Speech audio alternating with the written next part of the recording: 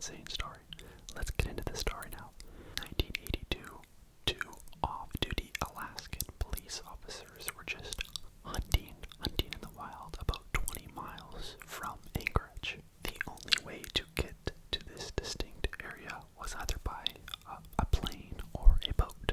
So generally speaking, you don't really see other people in this area a lot. These hunters were hunting deep in the woods, and they just started to realize that the light was just dimming. It was starting to get dark. So because they were so deep in the woods and the terrain's kind of off balance, they decided to go down to the river. So that's a little bit, walk by the river, because it's a little bit easier terrain down there, and it's not as dark and gloomy with the forest over you. Now just got the sky over you, right? They then decided to walk through this sandbar, and as they were walking, they thought they saw a boot sticking out of the sand. Well, that boot turned out to be a body.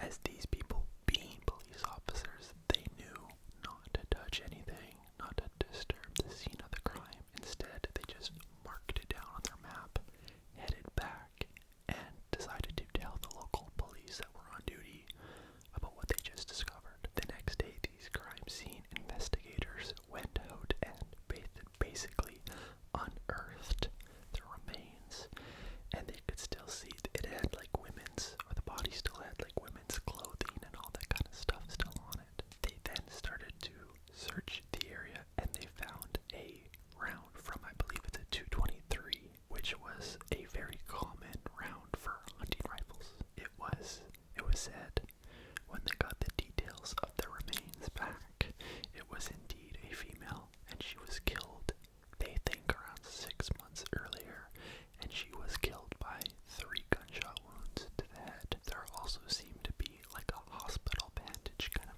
wrapped around her head, leading people to believe that she was blindfolded and then walked out and shot. Yeah, it's pretty dark. Dental records did come back, and they would tell who the identity of this body was. It was a 23-year-old named Sherry Morrow. Sherry was an exotic dancer in Anchorage, and she was reported missing about 10 months earlier by her friends and her family. It is noted, though, in the missing person details that the last thing she told her friends or family that she was going to do was going to take suggestive photos in the woods with some gentleman. The police were pretty sure that the murderer was this photographer, but they had no evidence to go after the person. They didn't even know really who that person even was. So the case just kind of went cold. The police really couldn't get anywhere with this case on their own, so they decided to throw it out to the media and let the media try and find it. During one press conference, there was a reporter who brought up and was wondering if they think this case right here of Sherry is connected to another case where 2 other females were found murdered, and again, had that kind of bandage over them, leading people to think that they were blindfolded and then shot. But the police, they didn't think it was connected. What the reporter was referencing was there was 2 girls that were found deceased in the same spot that Sherry was found, and these 2 were found at the same time, though.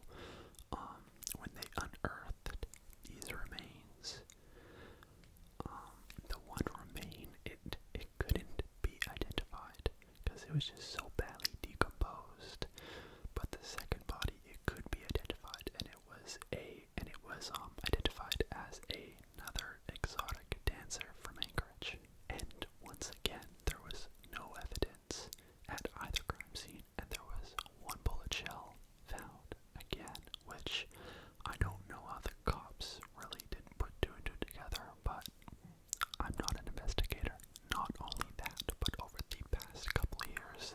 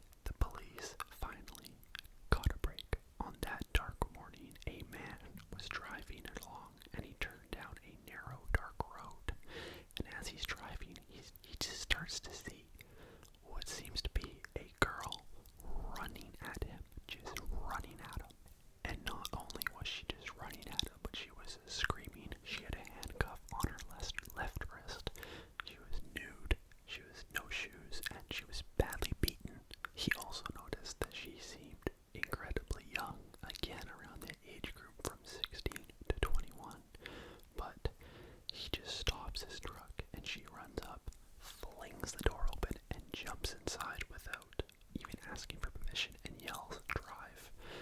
But here's the weird part, is that she just told him, "Drive to this hotel and drop me off." So he did what she asked. He didn't even call the cops for some odd reason, but he drove her to this hotel, dropped her off. She ran inside this, and it's not a nice hotel, it's a pretty like dusty hotel.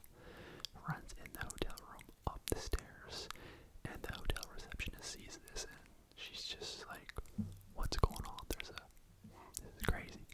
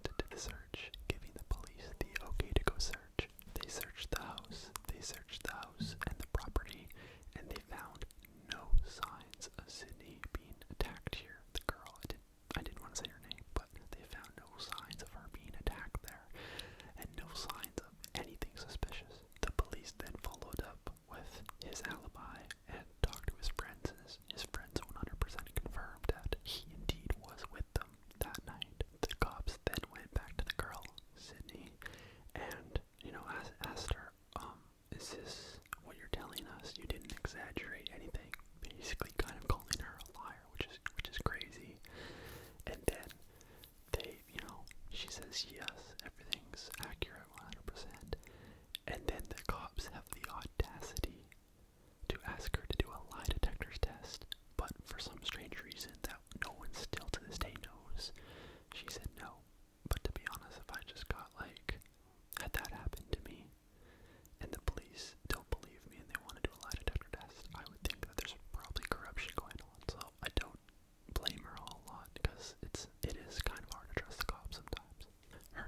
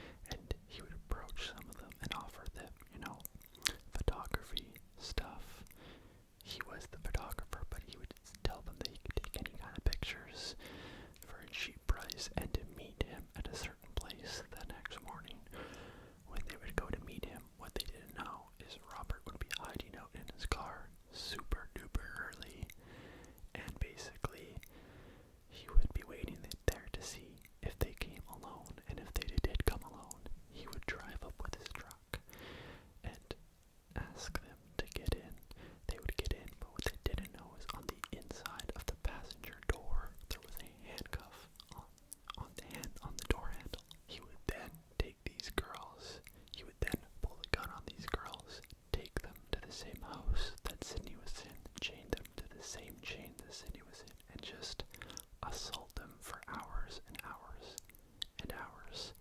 Then he would take them, put them in his car, load them into the plane, take off with them. But these girls were not as fortunate as Sydney, and these girls couldn't get away. But this is where his evil games would come in. He would take them, fly them to that part of Anchorage, about 20 miles out, where you need a plane or a boat to access it, to fly them to his cabin. His cabin happened to be just very close to where the 4 bodies were found, and he would again put them in, assault them.